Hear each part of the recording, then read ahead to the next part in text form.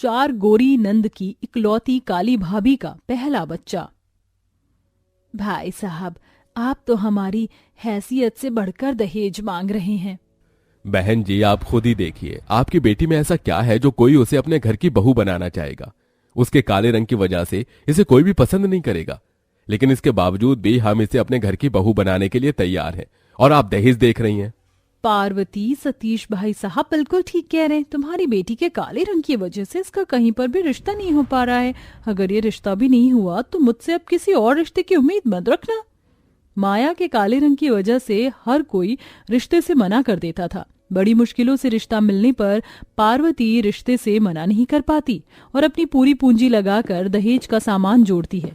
ऐसे ही दिन बीतते रहते हैं और वो दिन भी आ जाता है जिस दिन माया की शादी होती है।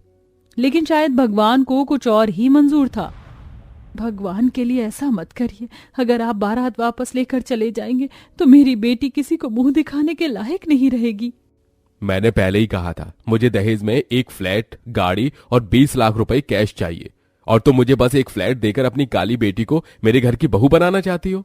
मैंने शादी के लिए जितने पैसे जमा किए थे वो सारे पैसे मैंने शादी में लगा दिए। बड़ी मुश्किल से एक फ्लैट का इंतजाम हो पाया है। गाड़ी और बाकी के पैसे मैं आपको जल्द ही दे दूंगी।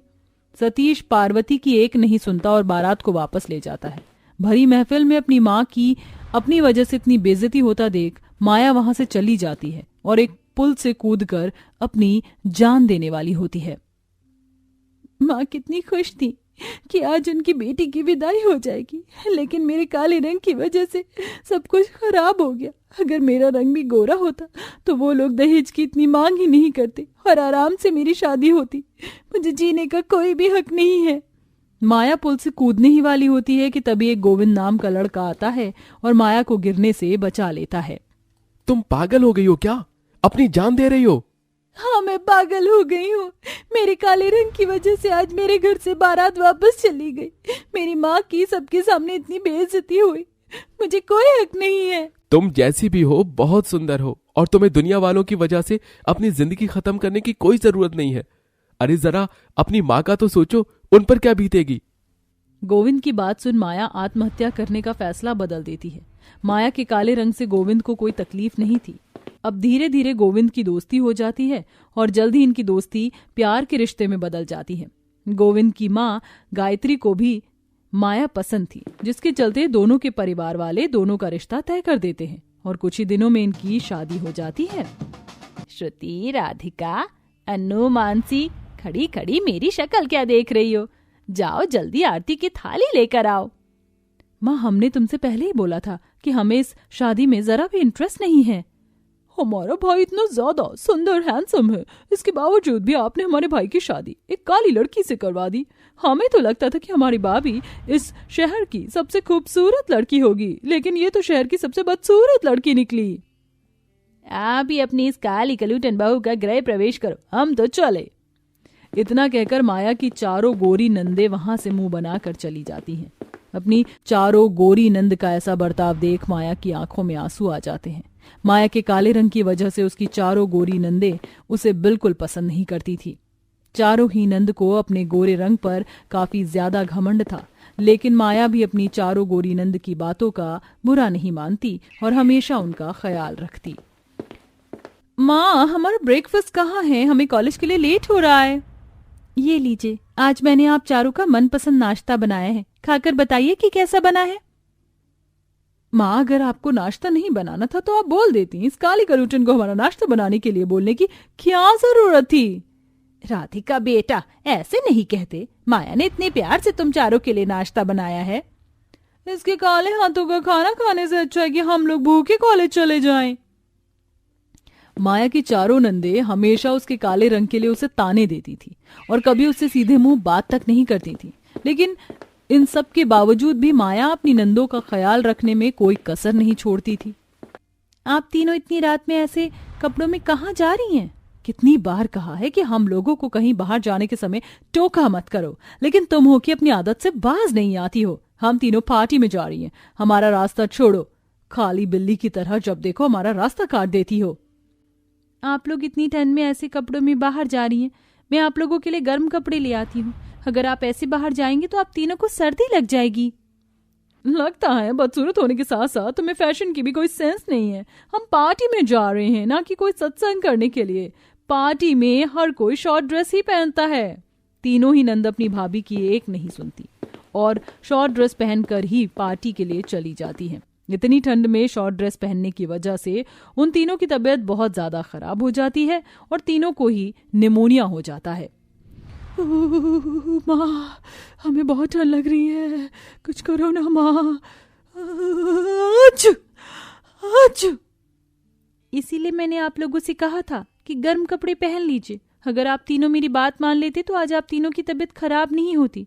आप लोग ये गर्मा गर्म सूप पी लीजिए, इससे आपको अच्छा लगेगा। इसके बाद आपको दवाई भी खानी है। अपनी तीनों नंद का माया काफी अच्छे से ख्याल रखती है। उन्हें टाइम से खाना खिलाना, दवाई देना और उनकी जरूरत की हर एक चीज का ध्यान रखना, जिसे देख तीनों ही नंदों को अपनी गलती का एहसास होता है और वह अब माया से अच्छा बर्ताव करने लगती हैं। लेकिन मानसी अभी भी माया से नफरत करती थी। यार कैसी प्रेजेंटेशन है, लगता है इस बार मुझे प्रेजेंटेशन में 0 मिलेगा। मानसी, माँ जी ने आपके लिए ये दूध भिजवाया है। अरे ये प्रेजेंटेशन, इसे तो मैंने कॉलेज में किया था और आपको पता है इसमें मुझे फुल मार्क्स मिले थे। मुझे तो लगा था कि तुम्हारे काले रंग के साथ साथ तुम्हारी बुद्धि भी खराब होगी। अगर आप कहें तो मैं इस प्रेजेंटेशन में आपकी मदद कर सकती हूँ। मानसी माया की मदद तो नहीं लेना चाहती थी, लेकिन प्रेजेंटेशन की वजह से मदद लेनी पड़ती है। माया की वजह से मानसी की काफी ज्यादा तारीफ होती है। अब मानसी भी धीरे धीरे माया को पसंद करने लगी थी। इसी के साथ अब माया को उसकी चारों गोरी नंदों का प्यार मिलने लगता है और एक दिन घर में सबको पता चलता है कि माया माँ बनने वाली है। इस खबर से घर में सभी लोग खुश होते हैं, सिर्फ माया को छोड़कर। घर में मेरी माँ बनने की खबर सुनकर सब लोग इतना खुश हैं, लेकिन मैं इस खबर से बिल्कुल भी खुश नहीं हूँ। अगर मेरा होने वाला बच्चा भी मेरी तरह काला पैदा हो गया तो मैं क्या करूंगी? सब लोग उसका भी मजाक उड़ाएंगे। क्या मैं इस बच्चे को गिरा दूं? नहीं नहीं, ये मैं क्या कह रही हूँ। काला बच्चा पैदा हो जाने के डर से माया काफी ज्यादा परेशान रहने लगी थी। क्या हुआ भाभी, आजकल आप बहुत ज्यादा खोई खोई रहती हो, क्या कोई परेशानी है? मैं आप चारों को क्या बताऊं, मेरी काले रंग की वजह से हमेशा मेरा मजाक उड़ता था। कहीं मेरा बच्चा भी मेरी तरह काला पैदा हो गया तो क्या मैं इस बच्चे को गिरा दूं? भाभी, आप ये क्या कह रही हो? आप ऐसा सोच भी कैसे सकती हो? माना लोग काले गोरे रंग में भेदभाव करते हैं, इसका मतलब ये तो नहीं कि आप अपने होने वाले बच्चों को ही इस दुनिया में ना आने दो। हम भी तो पहले आपके काले रंग की वजह से आपको पसंद नहीं करते थे, लेकिन धीरे धीरे हम भी आपको पसंद करने लग गए। हाँ भाभी, आप ऐसा कुछ भी नहीं करोगे, हम चारों हैं आपके साथ। ये देखिए, आज हम चारों आपके साथ हैं।